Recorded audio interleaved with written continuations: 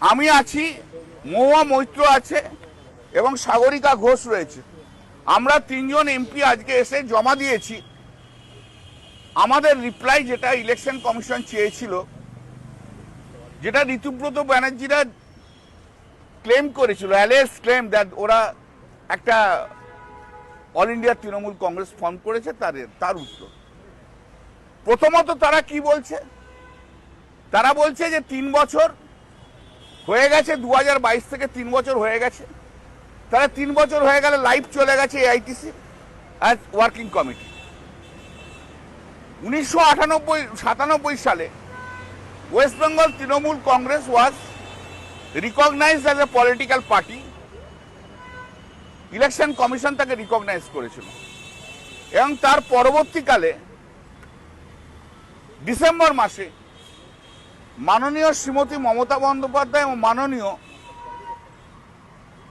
Lake Ajit পাঁজা, তখন x MP হয়েছিল, তারা বলল এফিডেভিট করে যে তারা কোনো পার্টির মেম্বার নয়, তারা তৃণমূল কংগ্রেসে রয়েছে এবং স্পেশাল সিম্বল চাইল গ্রাস অ্যান্ড ফ্লাওয়ার। সেইটা 30শে December 1997 full bench of the election commission সেই সিম্বল অ্যালট করলো, রিকগনাইজ করলো। যে 98-এ তৃণমূল কংগ্রেস নির্বাচনে গেল, 7 জন এমপি হলো। 99-এ তৃণমূল কংগ্রেস নির্বাচনে গেল, তখন 8 জন এমপি এলো। এরপর 2000 সালে এই ওয়েস্ট বেঙ্গল তৃণমূল কংগ্রেস তারা লিখিত দিল যে আমরা এখন সর্বভারতীয় তৃণমূল কংগ্রেস রয়েছে, কারণ আমাদের বিভিন্ন স্টেটে আমাদের ব্রাঞ্চ মানে অফিস রয়েছে। সেই ভিত্তিতে election commission West Bengal Trinamool Congress থেকে অল ইন্ডিয়া তৃণমূল কংগ্রেস করলো এবং সেই সময় জানালো তৃণমূল কংগ্রেস যে আমাদের 3 বছরের যেটা ছিল সেটা অ্যামেন্ডমেন্ট হয়ে 4 বছর হয়ে গেছে। কনস্টিটিউশন অ্যামেন্ডমেন্ট হলো, সেই কনস্টিটিউশন জমা পড়ে গেল। এরপর 2006 সালে মমতা বন্দ্যোপাধ্যায় সর্বভারতীয় তৃণমূল কংগ্রেসের চেয়ারম্যান হিসেবে তখনকার সেক্রেটারি ইলেকশন কমিশনকে জানিয়ে দিল যে আমাদের সংবিধান পরিবর্তন হয়েছে, 4 বছরের জায়গায় 5 বছর হয়েছে। তাহলে 2006 থেকে এই যে life of the Trinamool all India Trinamool Congress এবং working committee, national working committee, তার লাইফ 5 বছর হয়ে গেল। সংবিধান পরিবর্তন হলো এবং সংবিধানের একটা জায়গায় বললো অর্ডিনারিলি 3 বছর ধরে মিটিং করবে, কিন্তু লাইফ 5 বছর থাকবে। তার মানে আউটার লিমিট হচ্ছে 5 বছর। অর্ডিনারি কথাটা তো নট ম্যান্ডেটরি। এরপর থেকে ইলেকশন কমিশন চিঠি দিত 5 বছর অন্তর অন্তর যে তোমরা ইলেকশন করো, তোমরা ইলেকশন করো। ইলেকশন তারপর থেকে 5 বছর অন্তর অন্তর যা ইলেকশন হয়েছে সব কাগজপত্র সব পাঠানো হয়েছে, ব্যালেন্স শিট, হ্যান ত্যান, যা যা রিকোয়ারমেন্ট হয়েছে, যা যা হয়েছে। এবার 2022-এ এসে সর্বভারতীয় তৃণমূল কংগ্রেস কমিটির নির্বাচন হলো। নির্বাচনটা কিভাবে হলো? ফার্স্ট হলো ব্লক লেভেল। ব্লক লেভেলের পরে রিপ্রেজেন্টেটিভ থাকে জেলা লেভেলে। এবার হলো জেলা লেভেল। জেলা লেভেল থেকে হলো নির্বাচন হয়ে এলো রাজ্য লেভেল। এবার রাজ্য লেভেলের থেকে সমস্ত রাজ্য, একটা পশ্চিমবঙ্গ রাজ্য নয় কিন্তু, আর যে সমস্ত রাজ্য আছে সবাইকার মিলিয়ে যে নির্বাচন হলো, তখন এআইটিসি তৈরি হলো এবং এআইটিসি তৈরি হওয়ার পর এআইটিসিতে চেয়ারপারসন হিসেবে নির্বাচিত হলেন মমতা বন্দ্যোপাধ্যায়, চেয়ারম্যান হিসেবে সর্বভারতীয় তৃণমূল কংগ্রেস। তারপর ন্যাশনাল ওয়ার্কিং কমিটি তৈরি হলো, সেখানেও চেয়ারপারসন মমতা বন্দ্যোপাধ্যায়। তাহলে 2022 থেকে 2026 ওদের কেস কি লাইফ এক্সপায়ার করে গেছে 3 বছরে? যদি তাই হয়ে থাকে তাহলে 2025 তর্কের খাতিরে, আমি মানছি না কিন্তু তর্কের খাতিরে হয়ে থাকে, তাহলে তুমি 2026-এ নির্বাচনের টিকিটে তুমি লড়লে সর্বভারতীয় তৃণমূল কংগ্রেসের, আর সিম্বলকে দিল মমতা বন্দ্যোপাধ্যায় চেয়ারপারসন হিসেবে। তাহলে তুমি 2026-এ মেনে নিচ্ছ। যদি না মানো তাহলে তোমার নির্বাচনটাই তো ফ্রড হয়ে গেছে। তাহলে তুমি তো মেনে নাও আর রিজাইন করে দাও। তোমার কথা অনুযায়ী আমি বলছি, আমার কথা নয়, কিন্তু এগুলো ওদের কথা অনুযায়ী বলছি। আইনে একটা কথা আছে, doctrine of approbate and reprobate. তুমি একবার blow hot and cold, you cannot do it. তা তুমি মেনে নিয়েছো, যখন আমাদের তো আইন আছেই, তাছাড়াও তুমি মেনে বাই কন্ডাক্ট মেনে নিয়েছো। এরপর 6 মে সর্বভারতীয় তৃণমূল কংগ্রেস এমএলএদের মিটিং ডাকলো, সেটাও ওরা এলো, মেনে নিল। তারপর 19 মে মিটিং ডাকলো, সেখানেও এলো, সই করলো, সর্বভারতীয় তৃণমূল কংগ্রেস মেনে নিল। এরপর এটা পুলিশের ঋতুব্রত ব্যানার্জি কমপ্লেন করলো, ফোর্স সিগনেচার নিয়ে জেনানি চলছে, সেখানেও বললো আমি সর্বভারতীয় তৃণমূল কংগ্রেসের মেম্বার, এমএলএ।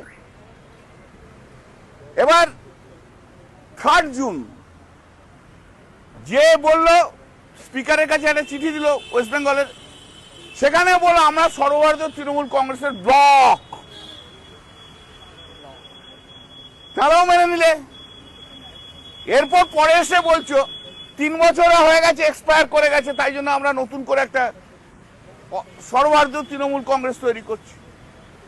সর্বভারতীয় তৃণমূল কংগ্রেস তৈরি করতে গেলে কনস্টিটিউশন অনুযায়ী, ওরা বলছে কনস্টিটিউশন আছে, তাহলে কনস্টিটিউশন অনুযায়ী নিয়ম কি?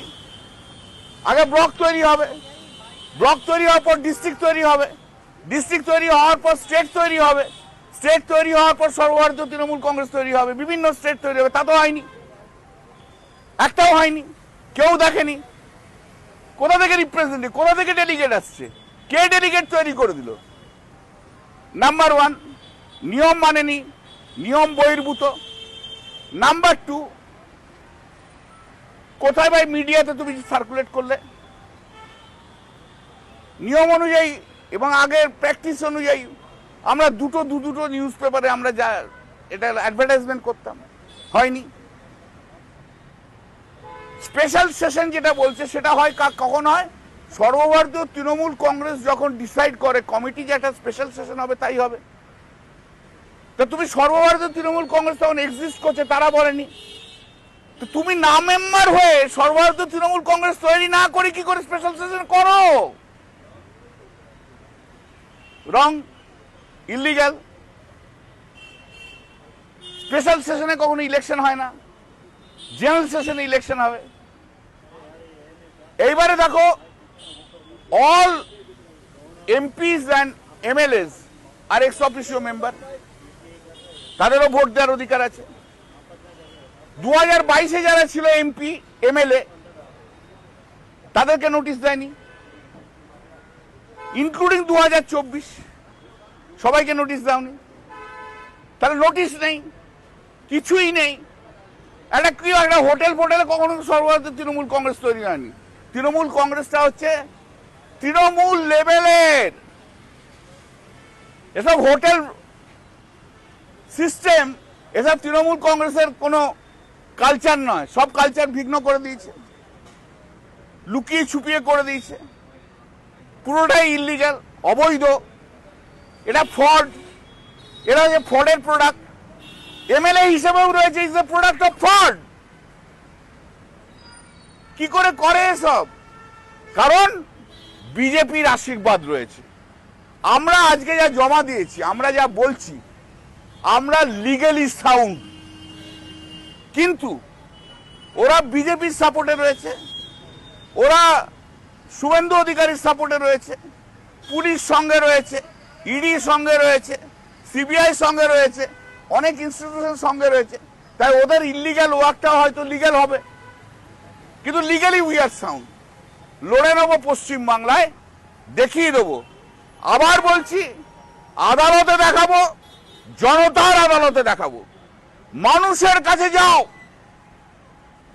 যারা যে কর্মীরা তোমাদের জিতিয়েছে তাদের কাছে যাও, হিম্মত থাকে তো। মেরুদণ্ডহীন একদিনও ঋতুব্রত ব্যানার্জি উলুবেড়িয়া যেতে পারেনি এখনো। অরূপ রায় বাড়ি থেকে বেরোতে পারেনি। ববি হাকিম মেটিয়াপুরে করতে পারেনি। আর এটা তো সবচেয়ে বড় গদ্দার, সবচেয়ে বেশি পেয়েছে আর সবচেয়ে বেশি গদ্দারি করেছে।